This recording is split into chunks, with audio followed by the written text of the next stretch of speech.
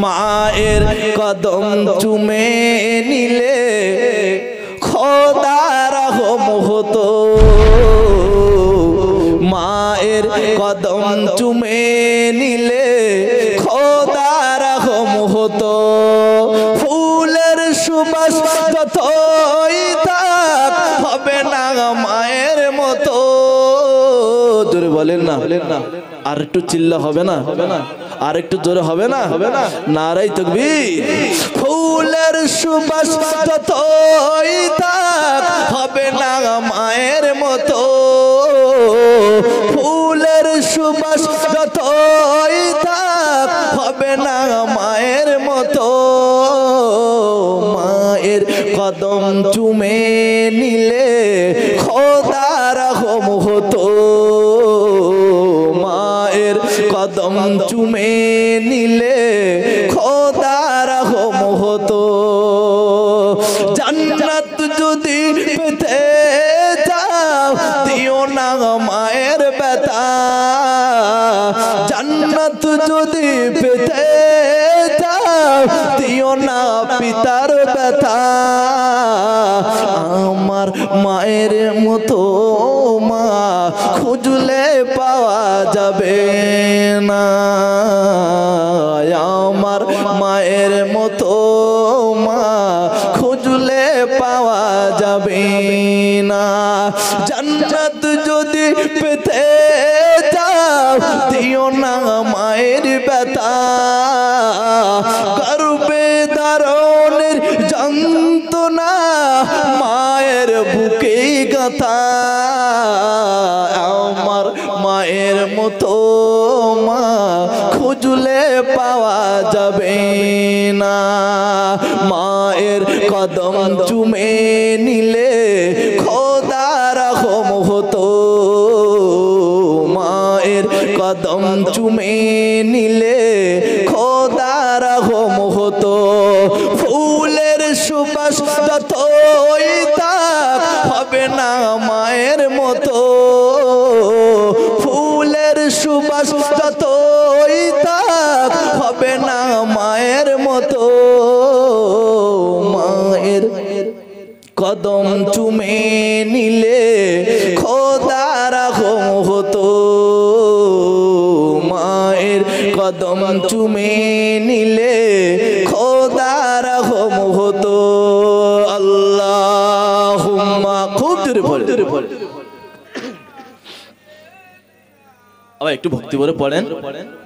আপনারা একদিন পড়বেন, একটা দিন তো পড়বেন, একটু মন খুশি করে পড়েন না। আবাদান ভাইজানেরা, ও যুবকেরা, জওয়ানেরা, মা মারা গেছে, আব্বা মারা গেছে, বাচ্চারা কোনোদিন কি আব্বার মাকে নিয়ে রাখবে? না না না, আমার আল্লাহর হুকুম নাই, বিধান নাই। তাই আমার আল্লাহ পাক বললেন সুম্মা ইউমিতুকুম সুম্মা ইউহয়িকুম সুম্মা ইলাইহি তুরজাউন। ওরে আমার বান্দা, আমি তোমাকে তৈরি করলাম, আবার তোমাকে মৃত্যু দান করব। আরে আমার বান্দা রে, আবার তোমার কবর থেকে তুলে ময়দানের দিকে দৌড়াতে হবে। সেদিন তুমি জানো তোমার পীর সাহেবের বেটা বলে আমি আল্লাহ ক্ষমা করব না। ও যুবক যুবকেরা, আমার আব্বা জানেরা, সেদিন যদি আমার বেটা ময়দানে মাশরে যায়, আল্লাহ বলবে না বেটা তোর আব্বা মানোয়ার আলেম ছিল, কোনো পরিচয় ঘটবে না। আল্লাহর কাছে জবাব দিতে হবে বান্দা তোমার জীবনে কতটা নেক আমল করে এসেছো। এটাই তোমার প্রমাণ, এটাই তোমার প্রমাণ। দুনিয়াতে কতটা নেক আমল করে এসেছো, তুমি আমার বান্দা হিসাবে কি কাজ করেছো আমি আল্লাহ আমার কাছে দাও, তবে তোমার ছাড়। অনাত ওয়াসিকাল্লাযীনা কাফারু ইলা জাহান্নামা যুমারা। আমার আল্লাহ বলবেন বান্দা তোমার নামাজের খাতাটা একটু দেখি, বান্দা তোমার ইবাদতের খাতাটা একটুকুনি দেখি। যখন কিনা আমার নামাজের খাতাটা দেখবে, মানবারে চিরজীবন মানুষের বুঝিয়ে গেলি, একদিন নিজে কোনোদিন কেন আমল করলি না? হায় আল্লাহ, অন্যায় করেছি, ভুল করেছি, মাফ করে দেন। আর আল্লাহ বলবে আজকে তোর কোনো ক্ষমার ব্যবস্থা আমার দরবারে নাই। বান্দারে, দুনিয়া যতদিন হাত পেয়েছিলে, ওই দিন যদি আমার কাছে দুটো হাত তুলে একটুকুনি চাইতে, হায় আল্লাহ 60 বছর পার করে দিলাম, 70 বছর পার করে দিলাম। হায় আল্লাহ, আজ তোমার দরবারে কাঁদি গো আল্লাহ, আজ তোমার দরবারে সাজদায় পড়ে কাঁদি। আল্লাহ, তুমি ছাড়া আমার জীবনে মাফ করার কেউ নাই। আমার আল্লাহ বলবে ফেরেশতারে, আমার বান্দা বড় গুনাহগার, আমার বান্দা বড় সিয়াকার, আমার বান্দা বড় নাফরমান, কিন্তু আমি আল্লাহ বড় মেহেরবান। নারায়ে তাকবীর। আমি আল্লাহ বড়ই মেহেরবান। বান্দা, জীবন জিন্দেগি ভরে গুনাহ করলে আমি আল্লাহ আজ তোমার একটুখানি তওবার কারণে সব গুনাহ মাফ করে দিলাম। জোরে বলে। আসলে আমরা হয়ে গেছি শয়তানি মুখী লোক, শয়তানের পাবন্দি করাল। এই কারণে দেখবেন সহজে মন নরম হয় না। হয় একটা মানুষ সামনে কান্নাকাটি করলে মানুষের স্বাভাবিক কি হয়? চোখের পানি দিকে এর চোখে পানি আসে, কিন্তু আসে না কেন? অন্তরটা শক্ত হয়ে গেছে, কঠিন হয়ে গেছে। ও যুবক, সরে এসো, একটুখানি ফিরে এসো। সময় চলে গেলে কিন্তু সময় আর পাওয়া যাবে না। এই যে আপনার একটা রাত কেটে যাবে, এ রাত আর জীবনে কোনোদিন চেষ্টা করে যদি তাহাজ্জুদের নামাজ পড়ে কাঁদেন, ফিরে পাবেন? হ্যাঁ, আর আসবে? আবার সময় কারের অপেক্ষা করে না, সময় নিজের মতো চলে, সময় কারের জন্য অপেক্ষা করে না। এই দেখলেন না, আস্তে আস্তে আমাদের একের পর এক দাড়িগুলো, মাথার চুলগুলো সাদা হচ্ছে না, হয়নি? হ্যাঁ, তাহলে কবরে যাওয়ার ডাক আসছে না আসেনি? দৈনন্দিন বাড়িতে 5 বার করে একটা মৃত্যুর ফেরেশতা আছে, এসে বলে ওহে অমুকের বেটা অমুক, রেডি হও, ওই আসছে, ধরেছো তো, আসছে, রেডি হও। বাবা, তবু ভয় কই? হ্যাঁ, তবু ভয় কই? ভয় লাগে না, মনে মনে করে এখন আমি অনেক দিন বাঁচব। কালকে সকালে যে তুমি ইটের গায়ে ধাক্কা লেগে পড়ে মুখ ছুবড়ে মরে যাবে কে জানে? হ্যাঁ, আর সলিমউদ্দিন মরে গেছে, আর কলিমউদ্দিন না দুজনে আলোচনা করছে। এই দেখ, এক জায়গায় বসিল, এক জায়গায় চা খেলো, সে পটল। হ্যাঁ, ও তো যে পটল তুলেছে আর তুমি যে তুলবে না, এটা কেটে বলিল? তুমি তো চলে যাবে, তুমি রেডি হও, ও রেডি হবে। কেন করে নিয়েছে? মরি মরবো, যা হবে কবরে হবে। কবরে কি কেউ দেখতে যাবে?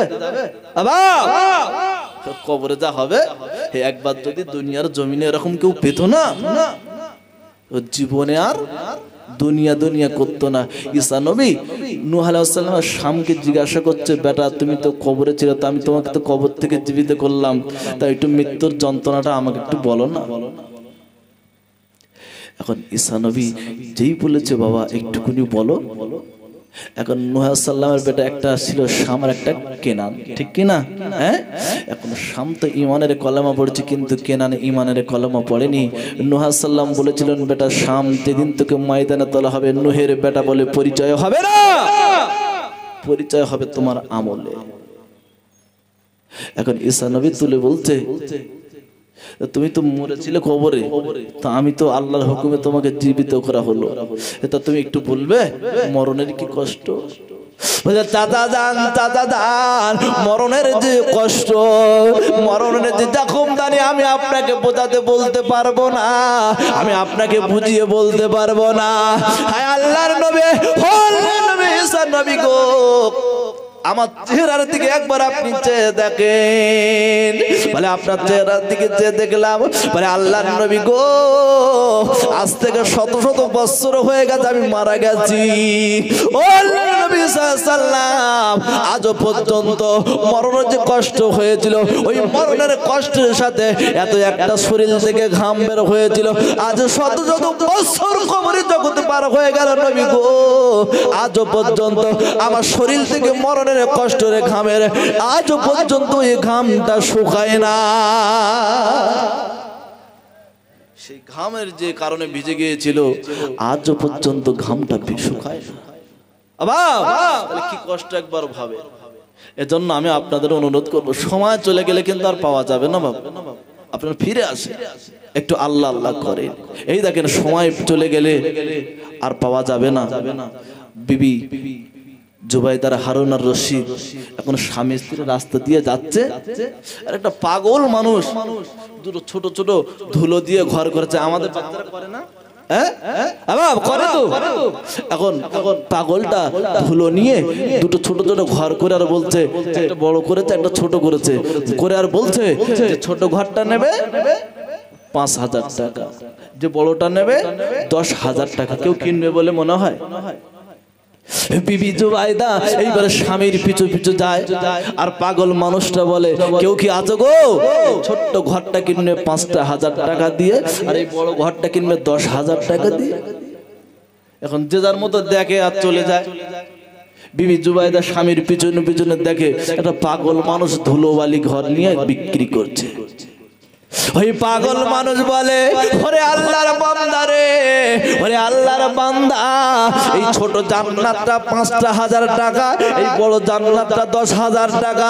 বিবি জুবাইদা স্বামীকে ডেকে বলে, স্বামী একটুকুনি দাঁড়িয়ে যান, ওরে আমার প্রাণ প্রিয় স্বামী, ওরে আমার জীবন সঙ্গিনী, একটুকুনি দাঁড়িয়ে যান, একটুকুনি দাঁড়িয়ে যান, দাঁড়িয়ে যান। ও প্রাণ প্রিয় স্বামিনী, এই ছোট জান্নাত থেকে আমি বিবি জুবাইদা কিনে দেবে। এইবার বাদশা হারুন আর রশিদ বলে, বিবি রে, আজকে তুমি, আমি বাদশা, আমার বিবি তুমি, আজকে তুমি কি পাগল হয়ে গেলে নাকি? একটা পাগল মানুষ ধুলোর ঘরে বিক্রি করবে? ওরে বিবি জুবাইদা, আর ওই ঘরটা তুমি 5,000 টাকায় কিনবে, আজকে টাকা কি তোমার বেশি হয়েছে? বলছে, স্বামীজি ওই পাগলের কোথায় ছোট্ট ঘরটা কি আমার দেবেন কিনে? বলতে, বিবি ও ঘর তোমার কেনা যাবে না, ও ঘর তো পাগলের ঘর বিবি, ও ছোট খেলা, ও তো ছোট ধুলা খেলা মালির ঘর বিবি, বাচ্চারা ওই খেলা করে, তুমি কেন ঘর কিনবে?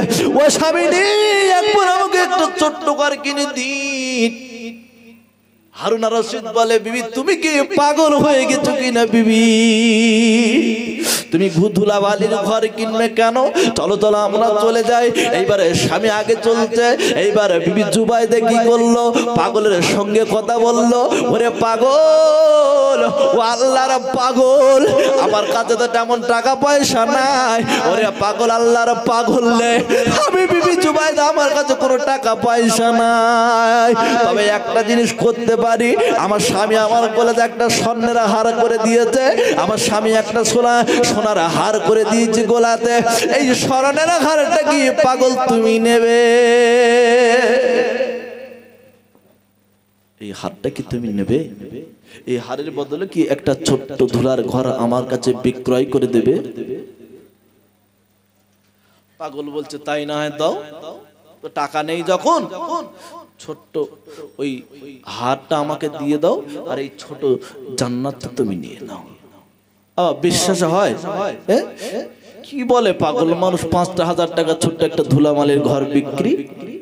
এইবারে বিবি জুবাইদা গোলার হারটা খুলে দিয়ে দিলেন, বলে, যাও তোমার ঘর কেনা হয়ে গেছে।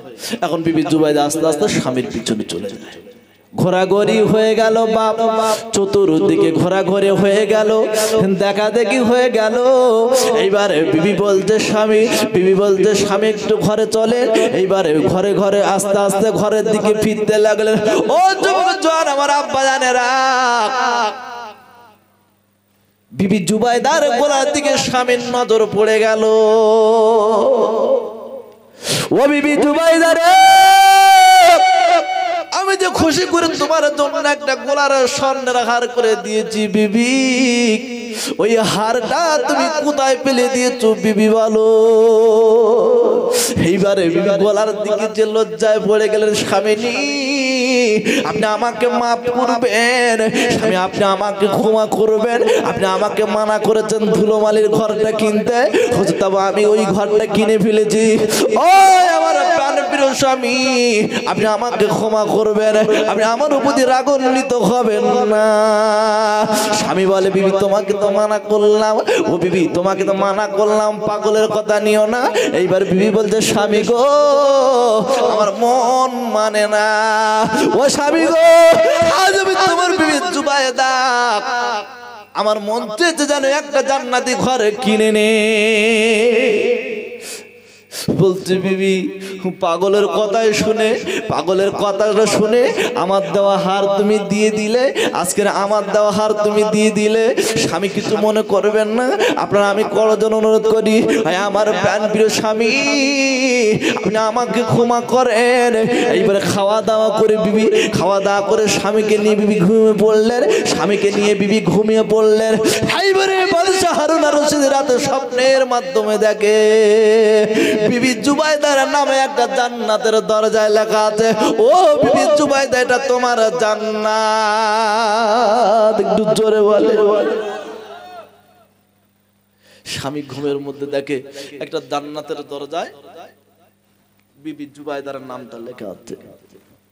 ঘুম ভরে দেখে সর্বনাশ, এ কি আমার নাম দেখা নাই, আমার নাম লেখা নাই, বিবির নাম লেখা, এর নামে জান্নাত। সর্বনাশ, তাহলে বিবি কি সেই পাগল মানুষের কাছে হাতটা পিটেছে এই জান্নাত কেনার জন্য? রাত হয়ে গেল, ঘুম ভেঙে গেল, বিছানা থেকে উঠে বলে বিবি রে একটুখানি তুমি ওঠো, ওঠো বিবি একটুখানি উঠে বসো। বিবি বলে স্বামী রে, স্বামী কি হচ্ছে তোমার বলো? বলে চলো বিবি আগে পাগলের কাছে একটা ঘর কিনবো। বলে স্বামী কেন কি হয়েছে তুমি বলো? বলে বিবি একটুখানি চলো পাগলের কাছে একটা 10,000 টাকা দিয়ে ওই ধুলামালির ঘর একটা কিনবো। এইবারে বিবি বলে স্বামী রাতে যাওয়া যাবে না, রাতে গেলে ও পাগল ওখানে বসে থাকে না। আস্তে আস্তে সকাল হয়ে গেল, বাচ্চা হারুন আর রশিদের মন থামে না, বাচ্চা হারুন আর রশিদ সহ্য করে না। ও বিবি রে চলো চলো বিবি, তুই জন্য চলে যাই বিবি, আজকে আমি তোমার স্বামী তোমার নামে একটা ঘর কিনে দেব, আর আমার নামে একটা ঘর আমি কিনে নেব। এইবারে বিবি স্বামীকে বারবার জিগায়, স্বামী কি জন্য কিনবে একটুকুনি বলেন, বলেন একটুকুনি আমাকে বলেন, বলেন স্বামী একটুকুনি আমাকে বলেন। বাদশা হারুন আর রশিদ বলে ও বিবি রে, বিবি তুমি শুনে না, আজকে আমি ঘুমিয়ে ঘুমিয়ে স্বপ্ন দেখি তোমার জন্য আল্লাহ দয়ার জান্নাত একটা দান হয়ে গেছে। এইবারে বিবি বলতে স্বামী তাহলে চলো তোমার জন্য একটা ঘর কিনি। এইবারে স্বামী আর স্ত্রী দুজনে চললো বাবা রাস্তা দিয়ে, ওই যে পাগল আল্লাহর পাগল ঘর বিক্রি করে, ওই জায়গায় গিয়ে দেখে আল্লাহর পাগল আর নাই। বাদশা হারুন আর রশিদ জিজ্ঞাসা করতে বিবি রে এই পাগল যেখানে বসেছিল ওই পাগল কোথায় গেল? ওই পাগল কেন নাই? ওই পাগল কোথায় গেল বিবি? এইবার বিবি জুবাইদা বলতে থাকে, ও আমার জীবন সঙ্গিনী প্রাণ প্রিয় স্বামী, সময় কারোর জন্য অপেক্ষা করে না স্বামী। ওরে আমার জীবন সঙ্গিনী, ওরে আমার রাতের সঙ্গী, দিনের সঙ্গী, আমি আপনাকে বলেছিলাম স্বামিনী 5,000 টাকা দেন একটা ঘর কিনবো, স্বামী আপনি দিলেন না, দিলেন না। ওই আল্লাহর পাগল চলে গেছে, আর মনে হয় জান্নাত কেনা হবে না। এইবারে এই বছর হারুন আর রশিদ বসে বসে কাঁদে, আল্লাহ আমার বিবির নামে জান্নাত হলো, আমার কারো হবে না। স্বামী এমন করে কান্নাকাটি করে মন খারাপ করে। বিবি বলে স্বামী গো সময় ফুরিয়ে গেলে, সময়টা শেষ হয়ে গেলে, ও প্রাণ প্রিয় স্বামী ওই সময় আর মানুষের কাছে কখনো ফিরে আসে না। যখন তোমার বলেছিলাম একটা ঘর কিনে নাও, স্বামী তুমি তো ঘর কিনলে না, এখন সে সময় চলে গেছে, সে পাগল চলে গেছে, আর আল্লাহর জান্নাত বিক্রয় হবে না। এজন্য বাপ সময় কারের অপেক্ষা করে না, সময় কারের দিকে চেয়ে থাকে না, সময় সময়ের গতিতে চলে যায়। মানুষের জীবনের সময়টা এত মূল্যবান সময়, রাসূল বলেছেন স্বর্ণের চাইতে মানুষের সময়ের দাম বেশি। জোরে বলে। এই মানুষ এই সময়টা নাকি কিভাবে ব্যয় করছে বুঝতে পারছেন? হ্যাঁ, কেউ এখনো চায়ের দোকানে বসে বসে বিড়ি টানছে, ঠিক কি না? আজ জলসা দিয়ে বাহাদুর সাহেব চায়ের দোকানে বসে বসে ঠ্যাঙের উপর ঠ্যাং তুলে দিয়ে বিড়ি টানছে। ওদের কি যে মজা পাচ্ছে, বসে বসে দেখেন যান কত মানুষ বসে রয়েছে। ওরা বসে বসে কেউ সিগারেট খায়, কেউ বসে বসে পান খায়, কেউ বসে বসে গল্প করে, ঠিক কি না? ভুল বলছি বাবা?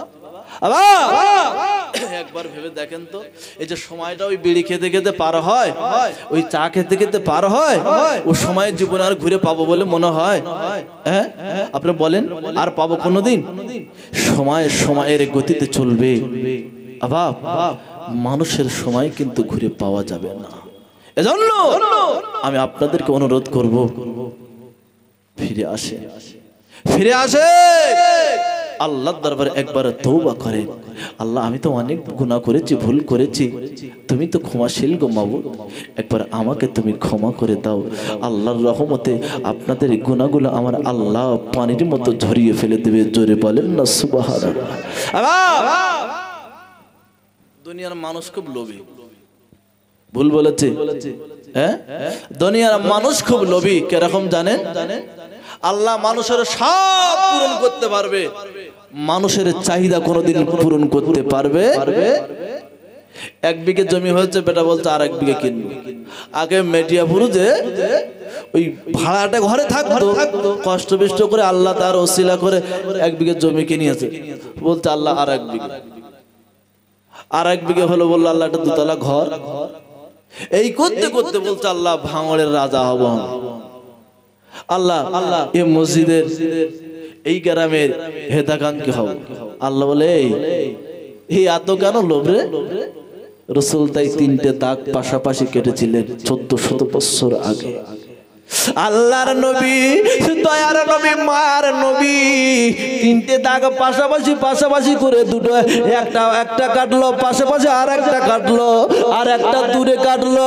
আল্লাহর নবী সাহাবাদের ঠিকই বলে, সাহাবারে ও আমার সাথীরা, ওরে আমার সাথীরা, এই তিনটে দাগের অর্থ কি তোমরা বলতে পারবে? আল্লাহর নবী সাহাবারা বলেছেন, ইয়া রাসূলুল্লাহ, আপনি ভালো জানেন। আল্লাহর নবী বললেন, বাবা এই যে একটা দাগ প্রথম দেখা যায়, এই দাগটা হলো মানুষের হায়াত। আরে আমার সাহাবারা, এই দাগের পরে যে দাগটা রয়েছে, এই দাগটা মানুষের মউত। তাহলে প্রথম হলো হায়াত, দ্বিতীয় হলো মউত, আর দূর একটা দাগ দেখা যায়। রাসূল বললেন এইটা হলো মানুষের আশা। আরে আমার উম্মত উম্মতানেরা, হায়াতের পাশাপাশি মউত, আর মউতের পরেই হলো আশা। ওই মানুষকে আশা পর্যন্ত না পৌঁছাতে পৌঁছাতে মরণ তোমার কবরে নিয়ে চলে যাবে। এই মানুষ দুনিয়ার ফেরে পড়ে আছে না নেই? হ্যাঁ, ও মানুষ কবে তুমি সারবে? দুটো চোখ বন্ধ হলে, হ্যাঁ, মুসলমান না মরলে সোজা হয় না, ঠিক না ভুল গো? হ্যাঁ, মুসলমান না মরলে সোজা হয় না। এরা শুধু গরু খাওয়া মুসলমান, ইমানদার নয়। বুঝতে পারেননি? এরা কি খাওয়া মুসলমান? গরু খাওয়া মুসলমান, গোস্ত খাওয়া মুসলমান। আমরা কিন্তু শুধুমাত্র জন্মের সূত্রে মুসলমান, কর্মের সূত্রে নয়। বুঝতে পারছেন? জন্মের সূত্রে মুসলমান, জন্ম হয়ে দেখছি আব্বা দাদা পদদাদা এরা মুসলমান ছিল, তাই আমরা মুসলমান। যদি আমল করে মুসলমান হতাম না, তাহলে দুনিয়ার আশা থাকতো না, শুধু কবরের জন্য চিন্তা করতাম, আল্লাহ মরে তো আমাকে যেতে হবে, তারপরে কি হবে। দুনিয়ার লোভে লালসা মানুষকে কতটা ক্ষতি করতে পারে জানেন? একটু আপনাদের শোনাই। আপনাদের ধৈর্য আছে তো? হ্যাঁ, ধৈর্য আপনাদের আছে? আমি বলবো আপনারা শুনবেন? হ্যাঁ, নাকি আমি বন্ধ করে দেব? বন্ধ করে দেব? তাহলে একবার খুশি করে তাকবীর, নারায়ে তাকবীর। চাঙ্গা থাকতে। আসলে আমি ওই মানুষ ঘুমালে আমি ওয়াজ করতে পারি না, আমি কিছু বলতে পারি না, কেন জানেন? মানুষ যদি না শোনে উলুবন মুক্ত কোথা ছড়াবো? হ্যাঁ, এজন্য যতক্ষণ আপনারা চাঙ্গা তো আমি চাঙ্গা, আপনারা শেষ আমিও শেষ। এজন্য একবার দরুদ শরীফ পড়েন, আল্লাহুম্মা সাল্লি আলা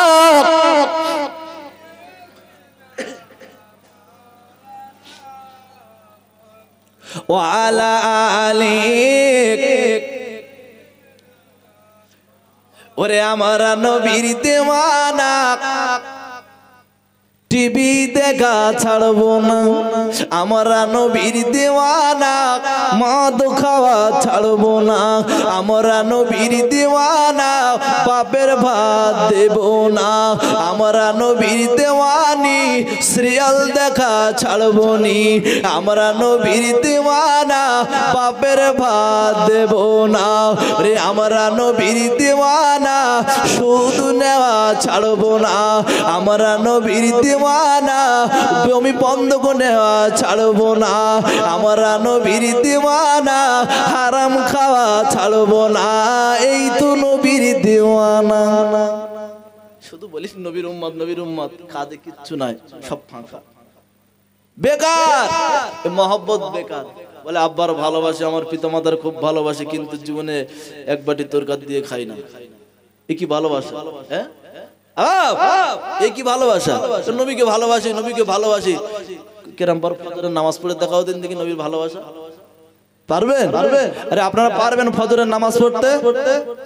কিচ্ছু বলে না, হুজুর পড়বো না, তাদের কি বলবো? তাই দেখো নাকি?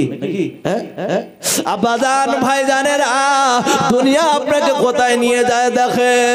ও যুবক জওয়ানেরা, একদিন ঈসা নবী রাস্তা দিয়ে হেঁটে হেঁটে যায়, আর একজন ইহুদি ঈসা নবীকে ডেকে বলে, নবী গো, আপনি আমার সঙ্গে একটু নিয়ে যান। ইহুদি ঈসা নবীর সঙ্গে যাচ্ছেন, কিন্তু দূর যেতে যেতে যেতে যেতে ঈসা নবীর বড্ড ক্ষুধা পেয়ে গেল। ঈসা নবী বলতে, ইহুদি আর সহ্য করতে পারি না, আমার কাছে একটা রুটি আছে, এই রুটিটা আমরা খাবো। ও ইহুদি একটুকুনি বসে যাও। ইহুদি দেখলে ঈসা নবী একটা রুটি বের করেছে, ইহুদির প্যাকেটে দুটো রুটি আছে, ঈসা নবীর একটা রুটি দেখে ওই ইহুদি একটা রুটি বের করলো। এইবারে ঈসা নবী আড়ে আড়েছে, দেখে ওর প্যাকেটে দুটো রুটি আছে, ওই ইহুদি বের করলো না, মনে মনে করতে ঈসা নবীর বন্টন দিতে হবে, ঈসা নবীর ভাগ দিতে হবে, একটা রুটি বের করে ঈসা নবীর সঙ্গে একটা খাবো। কত ছোট মন দেখেছেন? ও পরের দেবে না, ও খাবে। এত ছোট মনে মানুষ এ জায়গায় আছে না নাই? শুধু বলে আমার হোক, ওর না, আমার হোক, অন্য কারণ না। আমি এই গ্রামের ধনী, সব আমার কাছে ভিক্ষু, আছে না নাই? হ্যাঁ, খুব আছে। এদিকে নাই, আপনারা ভালো মানুষ, কিন্তু আমার দিকে আছে, বুঝলেননি? আবাদান ভাইজানেরা, ও যুবকেরা জওয়ানেরা, এইবারে ঈসা নবী জিজ্ঞাসা করে, ইহুদিরে তোমার কাছে কটা রুটি ছিল, একবার তুমি বলো। ওই ইহুদি বলতো, হুজুর মেরে পাস তো একই রুটি থি, হুজুর আমার কাছে একটাই রুটি ছিল। ঈসা নবী কোনো জিজ্ঞাসা করলেন না, এইবারে রুটিটা খেয়ে নিলেন ঈসা নবী, ইহুদি রুটিখানা খেয়ে নিলেন। এইবারে যেতে যেতে সঙ্গে অন্ধ মানুষ বসে বসে বসে বসে কাতারায়, আল্লাহ আমার দুটো চোখ আপনি দিয়েছিলেন, ও খালিক মালিক আল্লাহ রে, আজকে আমি কি অন্যায় করেছি আপনার কাছে? আপনি আমার দুটো চোখ কেন নিয়ে নিলেন? আপনি আমার চোখ দুটো বন্ধ করে দিলেন, আপনি আমার চোখটা বন্ধ করে দিলেন, আমি আপনার কাছে কি অন্যায় করেছি, ভুল করেছি? বসে বসে দুটো চোখের পানি জড়ায় আর কেঁদে কেঁদে বলে, আল্লাহ গো, আমি কি আপনার দেওয়া নিয়ামত চোখ ফিরে পাবো না? ঈসা নবী দেখছে অন্ধ মানুষটা বসে বসে কাঁদছে। এই বেটা, কাঁদিস কেন? বলতো, হুজুর চোখ নাই, তবে আমি শুনেছি আপনি নাকি অন্ধ মানুষকে নাকি আপনি চোখ দিতে পারেন, হুজুর আমার একটু চোখটা দেবেন। এইবারে ঈসা নবী কি করলেন, লাঠি নিয়ে গায়ে মেরে বললেন, আল্লাহ একে চোখ দিয়ে দেন। সঙ্গে সঙ্গে চোখ ভালো, অন্য মানুষের চোখ ফিরে পেল, দুনিয়া পরিষ্কার দেখতে পাচ্ছে, বলতে আল্লাহ আপনাকে ভালো করুক, আমি এবার দেখতে পাচ্ছি। ঈসা নবী এইবার ইহুদিকে জিজ্ঞাসা করলে, ইহুদি রে, অন্য মানুষকে ভালো করে দিল যে আল্লাহ, অন্য মানুষকে যে আল্লাহ ভালো করে দিতে পারে, ওই ইহুদি রে তোর কাছে কটা রুটি আছে ওই আল্লাহ দেখতে পারে? হে একবার তুমি সত্যি কথা বলো, কটা রুটি আছে তোমার কাছে? কটা রুটি ছিল? ওই ইহুদি একই কথাই বলে, হুজুর মেরে পাশ থেকে কি রুটি দি? হুজুর আমার কাছে একটাই রুটি ছিল। আল্লাহর কসম করে বলি আমার কাছে রুটি নাই, একটাই রুটি ছিল, খেয়ে ফেলেছি হুজুর, আর রুটি নাই। এইবারে ঈসা নবী আর কোনো কথা বললেন না, চলো বাবা আগে। যেতে যেতে দেখছে একটা কুষ্ঠ ব্যাধি বিমার মানুষ, অসুস্থ মানুষ রাস্তার পাড়ে বসে বসে কাঁদছে। ঈসা নবী বলতে, এই যুবক তুমি কাঁদো কেন? বলতো, হুজুর আমি কুষ্ঠ ব্যাধি বিমারে ভুগছি, আমার ভালো হয় না, এত ডাক্তার বদ্যি করি কিছুই তো ভালো হয় না। হুজুর আমি তো শুনেছি আপনি নাকি মানুষের সেবা দিতে পারেন, হুজুর একটু দেন। তাহলে দেব, হুজুর একটু দয়া করেন। আল্লাহ নবী ঈসা নবী এইবারে বললেন, আল্লাহ গো, ও খালিক মালিক আল্লাহ, আল্লাহ আপনি তো রোগ দিতে পারেন আর আপনি তো সেবা দিতে পারেন, আয় আল্লাহ আজ আপনি রোগ দেন বলে মালিক গো আল্লাহ, আর আপনি ওই মানুষকে আবার তো আপনি সেবা দেনেওয়ালা। এইবার লাঠি কানা নিয়ে গায়ে লাগালেন আর বললেন, ইসফি কুম্বিদিনিল্লাহ, এই কুষ্ঠব্যাধি বিমার মানুষ আল্লাহর হুকুমে আল্লাহকে সেবা করে দাও, আর এই কুষ্ঠব্যাধি বিমার মানুষটা উঠে দাঁড়াও, আমি নবী ঈসা তোমাকে সুস্থভাবে দেখব। এই কুষ্ঠব্যাধি বিমার মানুষটার গায়ে ছুঁয়ে যখন এরকম বললেন, ওই কুষ্ঠব্যাধি বিমার মানুষটা সম্পূর্ণরূপে সুস্থ হয়ে আল্লাহর নবী ঈসা নবীর সম্মুখে দাঁড়িয়ে গেলেন আর বললেন, নবী গো আপনাকে কি বলে ধন্যবাদ জানাই, ওই ভাষা আমার কাছে নাই। আমি যে রাস্তার পাড়ে বসে বসে কাঁদি, কেউ আমার দিকে তাকায় না, আমি যে গরিব অসহায় মানুষ, আমার দিকে কেউ তাকায় না, আল্লাহ আপনার মঙ্গল করুক।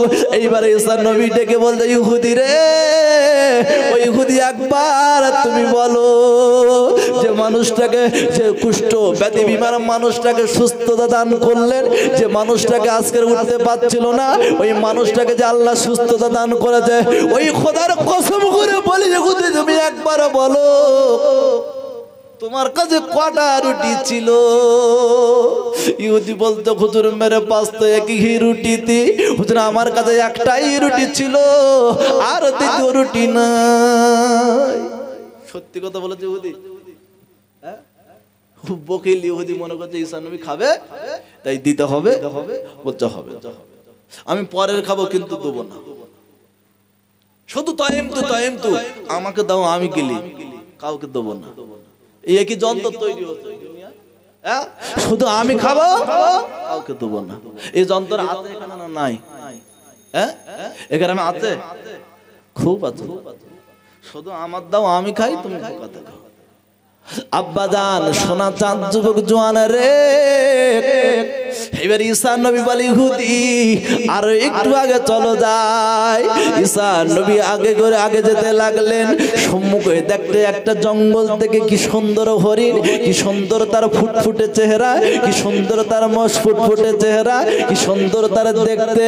এইবারে ঈসা নবী বলে, আল্লাহ গো, ও খালিক মালিক আল্লাহ, এই হরিণের গোস্ত যদি আমি খেতাম মনে শান্তি পেতাম। ওরে আল্লাহর হরিণ, তোর এত সুন্দর চেহারা, না জানি তোর গোস্ত কত সুন্দর। ওই হরিণটা ঈসা নবীর কথা শুনতে পেলেন, ওই হরিণটা ঈসা নবীর কথা শুনতে পেল। এইবারে ঈসা নবী দাঁড়িয়ে গেলেন, ও জঙ্গলি হরিণ, তোমার গোস্তটা অনেক মনে হয় সুস্বাদু হতে পারে। হরিণ দাঁড়িয়ে মুচকি হেসে বলো, আল্লাহর নবী, আপনি যদি আমার গোস্তটুকি খান আমি হরিণ ধন্য হয়ে যাব। আল্লাহ মহান একজন নবী নবীর জন্য আমি হরিণ তৈরি হয়েছি।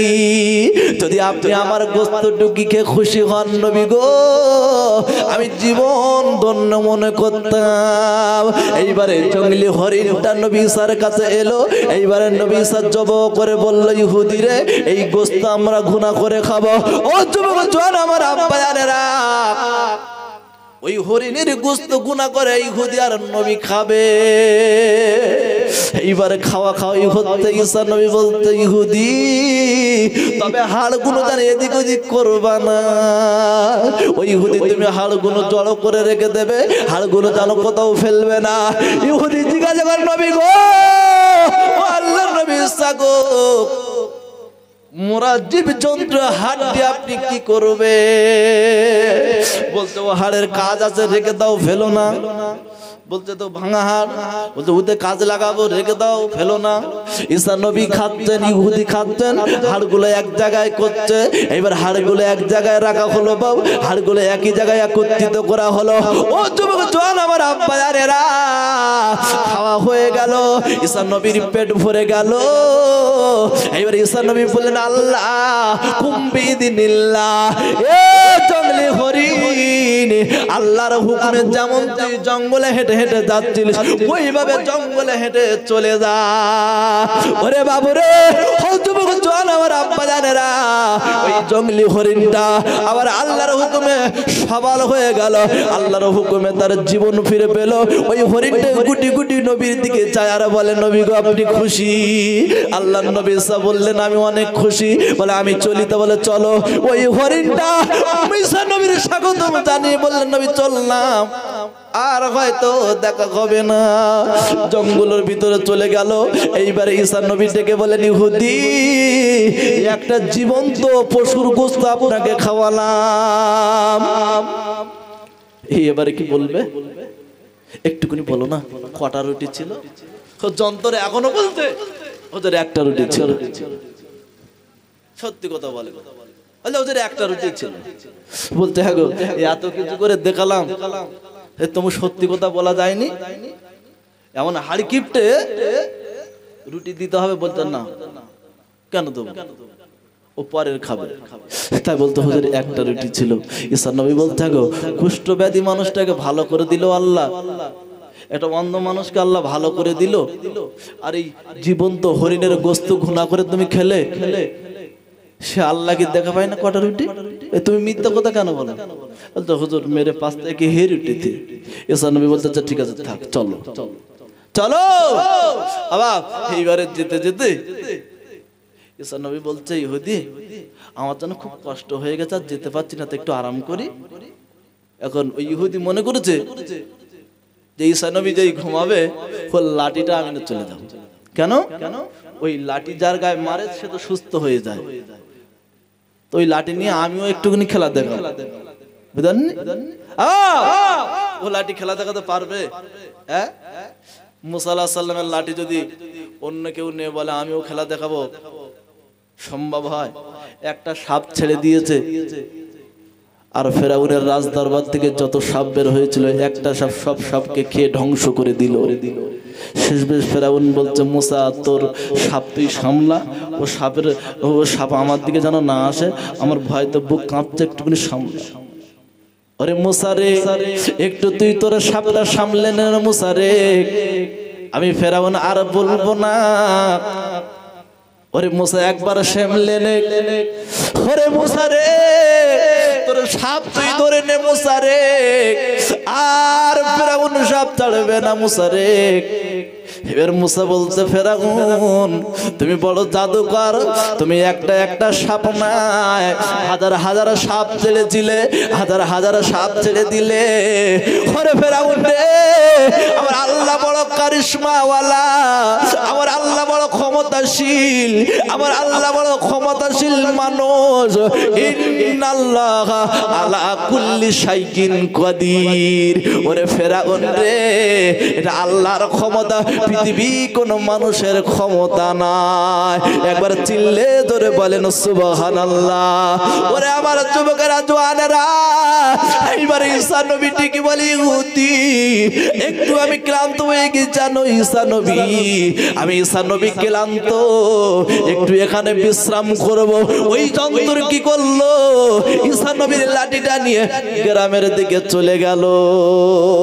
ওই গ্রামের দিকে চলে বলতে বাবা, আর যদি কুষ্ঠ ব্যাধি থাকে, আর কেউ যদি কানা মানুষ থাকে, কার যদি বড় বড় কঠিন রোগ হয়ে থাকে, কোন ডাক্তার পারে না, হাকিম পারে না, বলতে পারে না, আমি তাকে সেবা দান করতে পারবো। পারবে? ও পারে। এখন ওই দেশে রাজার ছেলের খুব কঠিন রোগ, এই ডাক্তার দেখায়, সে ডাক্তার দেখায়, রাজার ছেলে সারেন না। এখন ইয়ে হেগে হেগে বলছে, হে গ্রামের মানুষ, তোমাদের যাদের কঠিন রোগ আছে আমাকে বলো, আমি সারিয়ে দেবো। এইবারে রাজ দরবার থেকে লোক খবর পেয়েছে, ওকে উঁচিয়ে নিয়ে যাবে, চলো রাজার ছেলের শরীর খারাপ সারাবে। এইবারে রাজার লোকেরা খবর পেয়েছে, চলো রাজার ছেলের শরীর খারাপ, অর্ধেক রাজত্ব তোমাকে দিয়ে দেবে যদি ওকে সারাতে পারো। এইবারে ওখানে গিয়ে দেখছে সত্যি তো কঠিন রোগ, লাঠিটা নিয়ে গায়ে মারে আর বলে ইসপি, ও সেবা দেয়।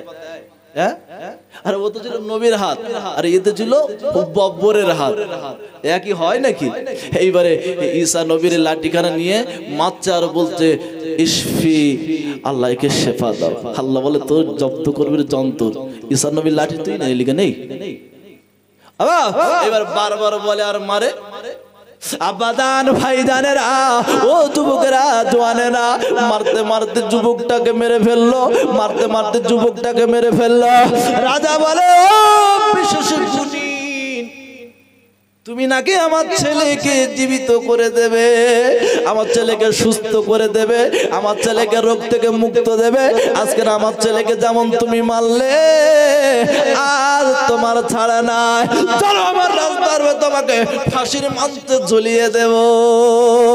এইবারে কান্নাকাটি করে না, আমি আপনার ছেলেকে সুস্থ করব। এইবারে মরা ছেলের গায়ের উপরে লাঠি মারে আর বলে, আল্লাহ গো, আমি তো বড় ভুল করেছি, তোমার নবী ঈসা এমন করে জীবিত করে দেয়, আমি তাই তো এমন করেছি, কিন্তু হলো না কেন? আল্লাহ বলে, বান্দারে এত ধোঁকাবাজি দুনিয়ায় করিস না, দুনিয়ার এত লোক ভালো না, যা যা ফিরে যা, ফিরে যা। আমি আল্লাহ একবার আমার কাছে তওবা কর, আমি আল্লাহ ক্ষমাশীল, ক্ষমা করে দেব। ওরে আমার বান্দারে, এত বড় চিটিংবাজি করিস না, এত বড় নাফরমানি করিস না। এইবারে যুবক জানা আব্বারে, ঈসা নবীর হঠাৎ করে ঘুমটা ভেঙে গেল, দেখতেছে যন্ত্র পাশে নেই, কোথায় গেল লাঠি, সর্বনাশ, মাথা খারাপ, আমার লাঠি নিয়ে চলে গেল, সে কোথায় গেল? এইবারে গ্রামের দিকে আসছে আর খবর নিচ্ছে, এদিকে কোন জওয়ান আমার লাঠি নিয়ে গেছে, বলছে হ্যাঁ, তো একজন রাজ দরবারে ধরা পড়ে আছে, ওর জীবন নাশ হবে, রাজ দরবারে তার ফাঁসি হবে। ঈসা নবীর সর্বনাশ, ইহুদি আমার সঙ্গে এলো আর তার ফাঁসি। ছুটে চলে গিয়ে দেখছে সত্যি সেই ইহুদি। ও ইহুদি কি করলে? তো হুজুর ক্ষমা করেন। তাহলে লাঠি রাজ দরবারে জমা হয়েছে, তাহলে আপনার হুজুর এই তো ফাঁসি। কেন? আপনি অন্ধ মানুষকে ভালো করেছেন, কুষ্ঠ মানুষকে ভালো করেছেন, আমিও চেয়েছি আমিও করব। তাহলে ও ইহুদি, আমি তো নবী, তুমি কি? হ্যাঁ, এ তো আল্লাহর কুদরতি ক্ষমতায়, আমার দ্বারায় নয়। ওই ইহুদি কেন এরকম করলে? বলতো হুজুর ক্ষমা করেন, আর করব না। আব্বাজান ভাইজানেরা, যুবকেরা জওয়ানেরা, এইবারে ঈসা নবী আল্লাহ দরবারে কাঁদলেন, আল্লাহ, আল্লাহ তুমি এই যুবকটাকে জীবিত করে দাও। এইবার রাজ দরবার খবর দিয়ে দিল, ও রাজ দরবারে রাজা, আমি ঈসা নবী জানিয়ে দিলাম তোমার বাচ্চাকে জীবিত করব। এইবারে রাজ দরবারে রাজা জানিয়ে দিল, ঈসা নবী গো, একটা যন্ত্র এমন করে করে আমার বাচ্চাকে মেরে দিয়েছে, আবার ফের তুমি এসেছো, তুমি আমার বাচ্চাকে মেরে ফেলবে নাকি? ও আব্বা! এইবারে ঈসা নবী বললেন, ওরে রাজ দরবারে রাজা, একটুকুনি সময় আমাকে দিন, আমি আপনার সন্তানকে জীবিত করে দেব। এইবারে ঈসা নবী একটুখানি লাঠিটা নিয়ে গায়ে ছুঁয়ে বললেন, আল্লাহ গো, যে আল্লাহ তুই মরণ দিতে পারিস, তুই জীবিত করতে পারিস, একবার এই যুবককে জীবিত করে দে। যখন কিনা ঈসা নবী বললেন আল্লাহ জীবিত করে দে, মুহূর্তের মধ্যে যুবক দাঁড়িয়ে গেল। জোরে বলবেন না? একটু খুশি হয়ে বলেন। আপনাদের মন যেন ঝিমিয়ে আছে কেন? একটু খুশি হয়ে বলেন না। নারায়ে তাকবীর। আপনাদের আমি শুরু থেকে বলেছি চাঙ্গা লাগবে, বুঝতে পারেননি? সবসময় স্ট্রং থাকতে হবে। আপনার ঘুমিয়ে পড়বেন, আমিও কিন্তু ঘুমিয়ে পড়বো, বুঝতে পারেননি? হ্যাঁ, আপনাদের সবসময় স্ট্রং থাকতে হবে। আমি একবার বলবো, আপনারা দুবার বলবেন, তাহলে আমি মনে করবো আপনারা। আর একবার ফোরন তাকবীর হবে? হ্যাঁ, একবার তো মাইক বন্ধ হয়ে গেছিল, আর একবার দিয়ে দেখি নাকি বলেন? নারায়ে তাকবীর, নারায়ে তাকবীর, নারায়ে তাকবীর। গ্রামের মানুষ বুঝুক যারা কি করছে, কজনে মিলে বসে বসে ওখানে, বুঝতে পারেন? ওরা তো বাউনের ভাতে খাচ্ছে আজকে। ওদের আশা লাগবে না, তবে যন্ত্র কবরে গিয়ে দেখ, আদলা মুকুর রেখেছে, শুধু মারবে আর বলবে আরে ওরা আওয়াজ শুনে তো তোর বাড়ি বসছিলি কেন? হ্যাঁ, ইচ্ছা ছিল না? উলাইকা কাল আনাম বালহুম আদাল, যা চতুষ্পদ জানোয়ার থেকে আরো খারাপ, জাহান্নামের খোরাক হবে যা। আর তোদের আর আমার লাগবে না। নামাজ যদি আমরা কেউ না পড়ি আল্লাহর ক্ষতি হবে? হ্যাঁ, কিন্তু আমাদের জাহান্নামের খোরাক হয়ে দুনিয়া থেকে বিদায় নিতে হবে। তাই দুনিয়ার লোভ বেশি করা ভালো না। দুনিয়ার লোভ যার মধ্যে এসেছে ও আল্লাহকে চিনতে পারে না, আর পারবেও না। তবে আল্লাহ কিছু মানুষের অর্থ দেওয়ার পরেও আল্লাহ তার এমন মেজাজ করে দেয়, ও মানুষটা দিনের খেদমতে লেগে থাকে। জোরে বলেন না সুবহানাল্লাহ। এইবার ইহুদি কারাগারে বন্দী। ঈসা নবী বললেন আল্লাহ তুমি তো সবকিছু করতে পারো, একটু জীবিত করে দাও। যেই বললে মানুষটা উঠে দাঁড়িয়ে গেল। রাজদরবার খবর হয়ে গেল, হে ঈসা নবী তোমার বাচ্চাকে জীবিত করে দিয়েছে। এবারে রাজা ঈসা নবীকে আর ঈসা নবীর সঙ্গে ইহুদিকেও ছেড়ে দিল, যাও। এইবারে ইহুদি ঈসা নবীর সঙ্গে আবার ঘুরতে লাগলো। আস্তে আস্তে ফাঁকা ময়দানে দেখছেন তিনটে সোনার ইট পড়ে আছে। কি আছে বাপ? সোনার ইট। আল্লাহর নবী ঈসা নবী ডাকে জানিয়ে দিলেন, ইহুদি রে, ওরে ইহুদি রে, ওই দেখো তিনটে সোনার ইট। একটা ইট ক কেজি বাবা? 5 কেজি। ক কেজি? তাহলে 3, 5, 15 কেজি সোনা কোথায় আছে? রাস্তায় পড়ে আছে, কেউ ছাড়ে? ঈসা নবী জানিয়ে দিলেন, ইহুদি, ও ইহুদি একবার দেখো, ওই দেখো দেখো দেখো তিনটে সোনার ইট। ইহুদি তুমি গুড়িয়ে নিয়ে এসো। এবার ইহুদি তিনটে সোনার ইট গুড়িয়ে আনলো। আল্লাহর নবী ঈসা বলছেন, ইহুদি রে, তার কাছে দুটোই উটুটি ছিল, ওই ব্যক্তি দুটো সোনার ইট পাবে। আর যার কাছে একটা রুটি ছিল, ওই ব্যক্তি একটা সোনার ইট পাবে। ওই ইহুদি সঙ্গে সঙ্গে বললেন, হুজুর আমি ইহুদি, আমার কাছে দুটো রুটি ছিল। এইবার ঈসা নবী বলতো, তুমি এতক্ষণ সত্য কথা বলো না, এইবার তুমি কেন বলছো দুটো রুটি ছিল? বলতো হুজুর আপনি তো সোনার ইট দেবে বলেছেন। যেই দুটো সোনার ইট বলতো হুজুর দুটো রুটি। এতক্ষণ কত খোদার কুদরতি ক্ষমতা দেখালো, কত শান দেখালো, বব্বর রাজি হয় না। এবার যেই দুটো সোনার ইট দেখা পেয়েছে, বলছে হুজুর দুটো রুটি আছে। তাহলে এতক্ষণ বললে না হুজুর আপনি সোনার ইট দেবেন? বলে আচ্ছা ঠিক আছে, দুটো সোনার ইট নেবে? তো বলতো হুজুর হ্যাঁ। আচ্ছা ঠিক আছে, তোমার নামে দুটো আর আমার নামে একটা। তো চলো একটু নামাজের টাইম হয়ে গেছে, একটু নামাজ পড়ে নে। ইহুদি তুমি বসো। ইহুদি এত চালাক, এত অর্থ লোভী। ঈসা নবী নামাজ নিয়ত করেছেন, আর ইহুদি কি করছে? ওই তিনটে সোনার ইট সব মাথায় তুলেছে, নিয়ে পালাবে।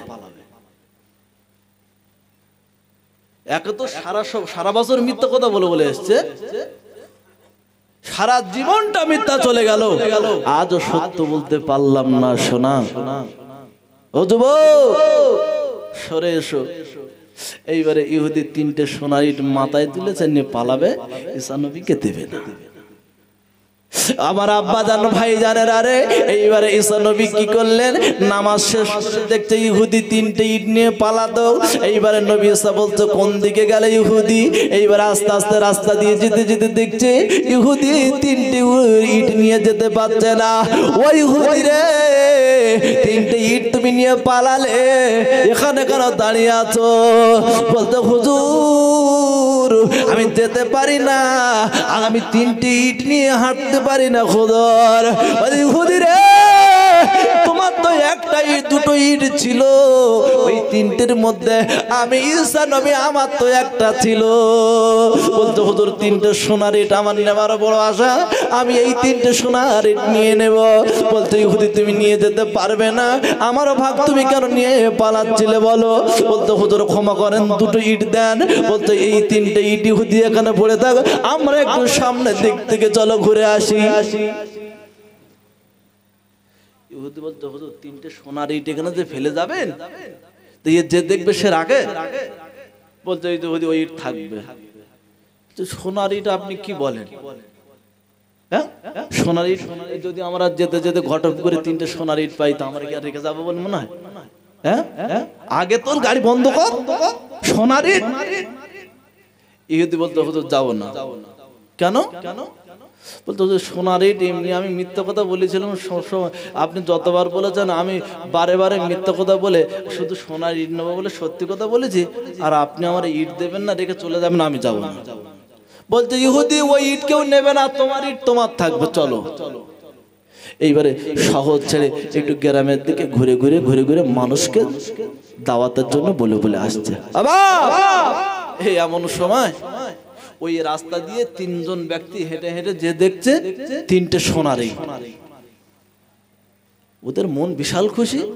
আরে 3টে সোনার ইট, একটা একটা করে সোনার ইট 3জনে বন্টন করব, কত খুশি বলেন তো। আবার এইবারে 3জনের মধ্যে আলোচনা হচ্ছে, 3টে তো সোনার ইট যখন পেয়েছি, তা একজন বাজারে যা, কিছু খাবার ভালো নিয়ে আয়, এখানে বসে আনন্দ করে খেয়ে একটা করে ইট ভাগে করে 3জনা নিয়ে চলে যাব। এখন যে গিয়েছে বাজারে, ও বলতো 2জনকে আমি বিষ খাইয়ে মেরে ফেলবো, 3টে সোনার ইট আমি একা নেব। কত বড় লোভী চিন্তা করেছে ও বাবা। ও বাজারে গিয়ে খাবার কিনতে সব খাবারের সঙ্গে বিষ মিশিয়ে দিল। আল্লাহর নবী ঈসা নবী ওই ইহুদিকে সঙ্গে করে নিয়ে চলছে, এদিকে আল্লাহর কারিশমা শুরু হয়ে গেল। ওই 3জন ব্যক্তির মধ্যে ঝামেলা সৃষ্টি হয়ে যাবে। ওই একজন মানুষ বাজারে গেল, খাবারের মধ্যে বিষ মাখানো হয়ে গেল। ওর চিন্তা ছিল ওই 3টে সোনার ইট আমি একা নেব। আব্বা জান, ও ভাই জানেরা, দুনিয়ার মানুষ কত বড় লোভী দেখেন। লোভে হয় মানুষের পাপ, পাপে হয় মানুষের মৃত্যুরে শোনা। আরে আব্বারে, এইবারে ওই 3জন মানুষের মধ্যে একজন মানুষ বাজার থেকে খাবারের সঙ্গে বিষ মিশিয়ে নিয়ে চলে এলো। এরা 2জনা খুবই খুশি, তলোয়ার নিয়ে রেডি হয়ে গেল। ও যখন আসবে ওর গলাটা কেটে দেব, এই 3টে সোনার ইট 2জনা 1.5টা করে ভাগ করে নেব। আরে আব্বারে, ও যুবক জওয়ান আমার আব্বারে, ও তো এদের 2জনার মারবে বলে রেডি হয়ে আসছে। আর এরা 2জনা ওই একাকে মেরে ফেলে দেবে, এরা 2জনা ভাগ করে নেবে। এদের পরামর্শ হয়ে গেল, আলোচনা হয়ে গেল।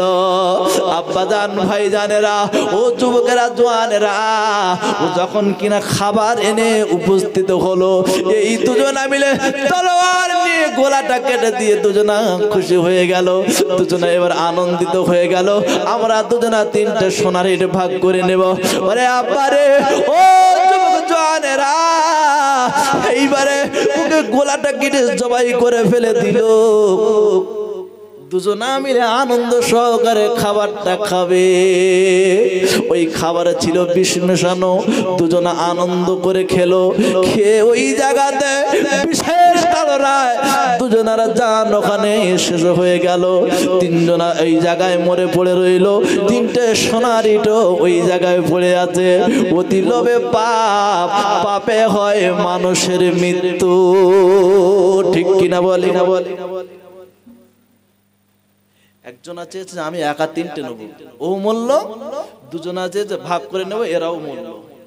এখন ঈসা নবী ইহুদিকে নিয়ে ঘুরছে, চলো আমার সঙ্গে তুমি ঘুরবে, চলো একটু ঘুরে আসি। বাবা ঘুরতে ঘুরতে ঘুরতে অনেক টাইম চলে এলো, বলে চলো এবারে ফিরে যাই। যে রাস্তা দিয়ে গিয়েছিল ওই রাস্তায় ফিরে আসছে, দেখছে তিনজনের লাশের পর লাশ পড়ে আছে। ইট ওই জায়গায় আছে। বলছে ইহুদি ইটে কেউ হাত দিয়েছে? বলতে হুজুর না। তিনজনের একই কাণ্ড। বলতে ওরা মরে পড়ে রয়েছে। তাহলে হুজুর এরকম কেন? বলে ওদের জীবিত করবো, জিজ্ঞাসা করবো কেন ওরা এরকম করলো। এইবারে ঈসা নবী এসে বলছে ইহুদি, ও ইহুদি, তিনজনকে জিজ্ঞাসা করি দেখো। আল্লাহ নবী সাল্লাল্লাহু আলাইহি সাল্লাম এইবার লাঠি খানা নিয়ে ওই তিনজনের গায়ে ছুঁয়ে বললেন ইশফি কুম বিইذنিল্লাহ। আরে আল্লাহ, ওরে খালিক মালিক আল্লাহ, ও হাতের মালিক আল্লাহ, মওতের মালিক আল্লাহ গো, আজকে তুমি এদের তিনজনের জীবিত করে দাও। পৃথিবীর মানুষ যেন বুঝতে পারে আল্লাহ, মানুষ কখনো যেন দুনিয়ার লোভে আর মত্ত না থাকে। এইবারে আল্লাহর নবী সাল্লাল্লাহু আলাইহি সাল্লাম লাঠি নিয়ে মারে আর বলে ইশফিকুম বিইذنিল্লাহ, আল্লাহর হুকুমে দাঁড়িয়ে যা। ও যুবক জওয়ান আমার আব্বায়ারেরা, ওই তিনজন মরণ থেকে বেঁচে জীবিত হয়ে দাঁড়িয়ে গেল। ঈসা নবী জিজ্ঞাসা করে বাবা তোমরা তিনজনে কেন মরে এমন করে মরে পড়ে আছো? বলতো হুজুর তিনটে সোনার ইট আমাদের তিনজনের লোভ হয়ে গেল। ও বলছে আমি একা নেব, এর আমরা দুজনা বলছে আমরা দুজনা নেব, এর কারণে আমাদের ঝামেলা হয়ে জীবনের মতো বিদায় নিলাম। ওরে যুবকরা, আজ তোমরা দুনিয়ার লোভী এত চাইছে আমি একা নেবো, তোমরা চাইছো তোমরা দুজনা নেব। ওই তিনজনা ঈসা নবীর কদমটা জড়িয়ে ধরে বলে নবী গো, দুনিয়ায় জীবনে কখন আর লোভ বেশি করব না। আপনি একটু ইমানের কলেমা পড়িয়ে দিন, আপনি একটু মুসলমান করুন, আপনার উম্মত বলে কবুল করে নিন, আপনার উম্মত আমাকে বানিয়ে নিন, আপনার উম্মত বলে গ্রহণ করুন। এইবারে ঈসা নবী তাদের তওবা করিয়ে দিনের জন্য আল্লাহর কাছে তাদের জন্য দোয়া করলেন, আল্লাহ আরে আমার খালিক মালিক আল্লাহ রে, এই মানুষগুলোকে তোমার দরবারে তুমি নেক বান্দা হিসেবে কবুল তুমি করে না। ঈসা নবী এইবার ইহুদিকে ডেকে বলছে ইহুদি রে, ওই ইহুদি তুমি কি সোনার ইট নেবে? বলতে হুজুর নেব। এইবারে ওই তুমি সোনার ইট ঈসা নবী ওর কাছে দিলে ইহুদি তিনটে সোনার ইট নিয়ে তুমি চলে যাও। ইহুদি তিনটে সোনার ইট নেবে, মাথায় করে তুলেছে বাপ। ওই তিনটে সোনার ইট কিন্তু সোনার ইট নাই, ওটা ছিল মহান আল্লাহ তাআলার কারিশমা, কুদরতি ক্ষমতা। মানুষকে বোঝাতে চেয়েছেন দুনিয়ার মানুষ তারা বেশি লোভ লালসা করবি না, দুনিয়ায় বেশি লোভ লালসা করবি না, বেশি চালাকি করবি না রে বান্দা। ওরে আমার বান্দা রে, তারা বেশি লোভ করে, অতি লোভে পাপ হয়, আর পাপে মানুষের মৃত্যু হয়। এইবারে ঈসা নবী চলে গেলেন। ওই ইহুদি কি করলো? তিনটে ইট সোনার ইট মাথায় করে নিয়ে যেতে যেতে এত ভারী এত ভারী এত ভারী দুনিয়ার সমপরিমাণ ভারী করে দিলেন আল্লাহ। ওই ইহুদি ইট তিনটে মাথায় করে নিয়ে আস্তে আস্তে দুনিয়ায় বসতে বসতে একেবারে জাহান্নামের খোরাক হয়ে দুনিয়াতে বিদায় নিল। আব্বা রে, এত দুনিয়ার লোভ আমাদের মধ্যে রে আব্বা, এত দুনিয়ার লোভ লালসা আমাদের অন্তরে, এত দুনিয়ার লোভ লালসা অন্তরে চলে গেছে, আখিরাতের জন্য আর কান্না আসে না। শুধু বলি 2 টাকা হয়েছে 4 টাকা কিভাবে হবে? ফটোপুকুরে বাজারে যেন 50টা পাঞ্জাব লরি আমার জন্য চলে, ঠিক কিনা?